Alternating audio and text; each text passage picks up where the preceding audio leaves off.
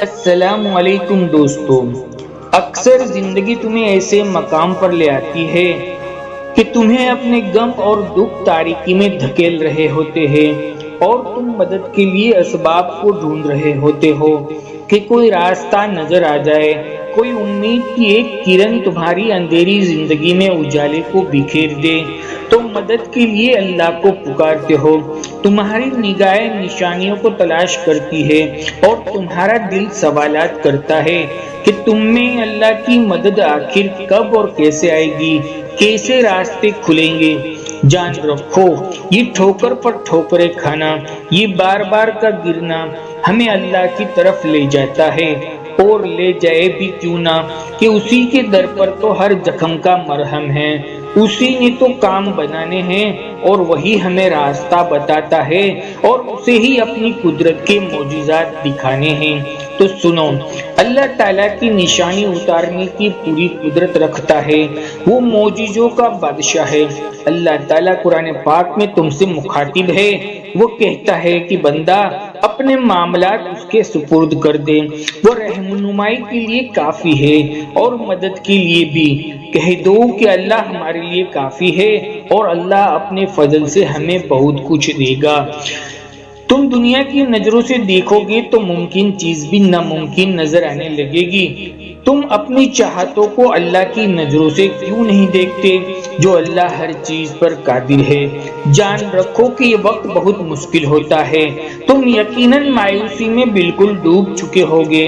مت گمان کرو اپنی دعاؤں کے رد ہونے کا اور اپنی امیدوں کے ٹوٹ جانے کا، صرف ایک دفعہ سوچو کہ وہ اللہ جو تمہیں موت بھی دے سکتا ہے اور زندگی بھی، وہ تمہاری زندگی کی ایک ذرا سی ضرورت پوری کیوں نہیں کرے گا۔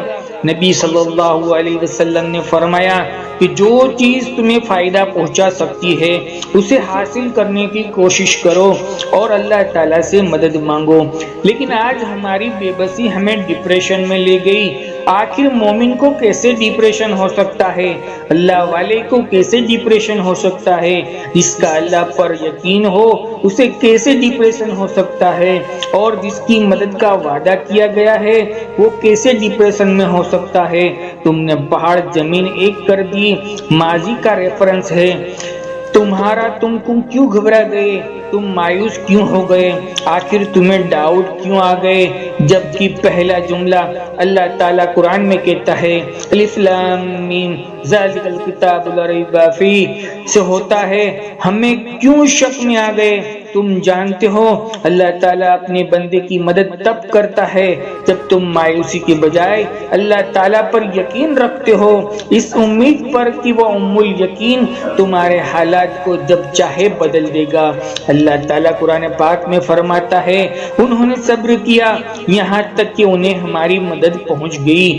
کچھ چیزیں ایسی ہیں جنہیں اللہ تعالیٰ کی مدد فوراً آتی ہے اور مدد ملتی ہے۔ اللہ تعالیٰ خود بھیجتا ہے اس بندے کو اپنی مدد جب انسان اپنے کیے گئے ایسے فعل سے دلی طور پر نادم ہو کر ایک بار اللہ سے معافی کی فریاد کر لے۔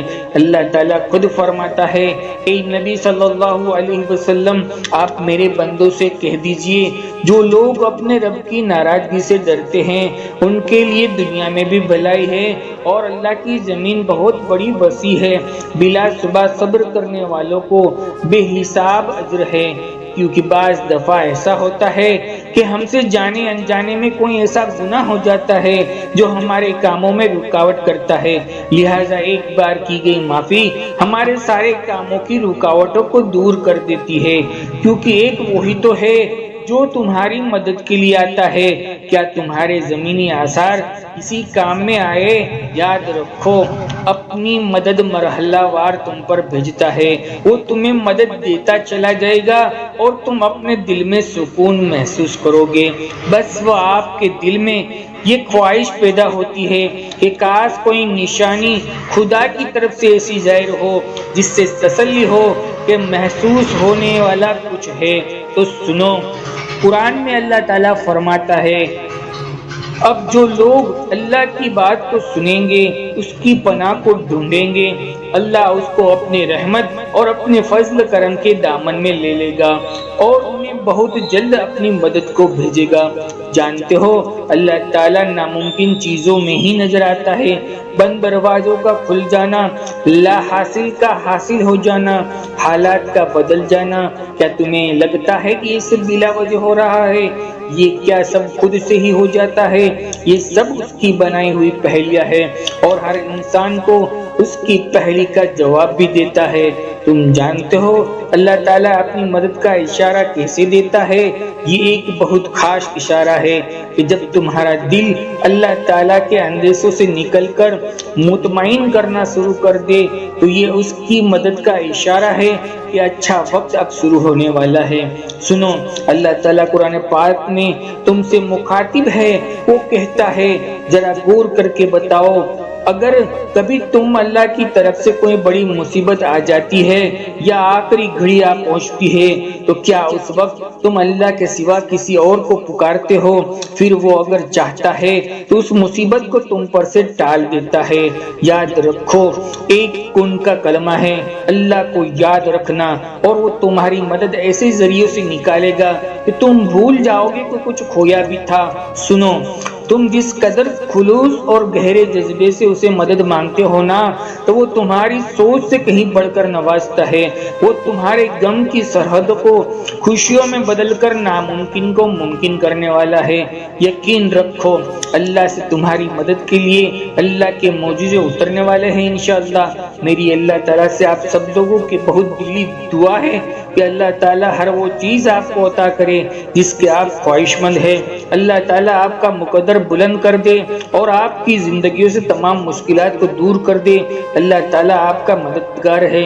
آمین۔ دوستو، ویڈیو اچھی لگی ہو تو ایک لائک کر دیجیے گا ہماری حوصلہ افزائی کے لیے۔ جزاک اللہ خیر۔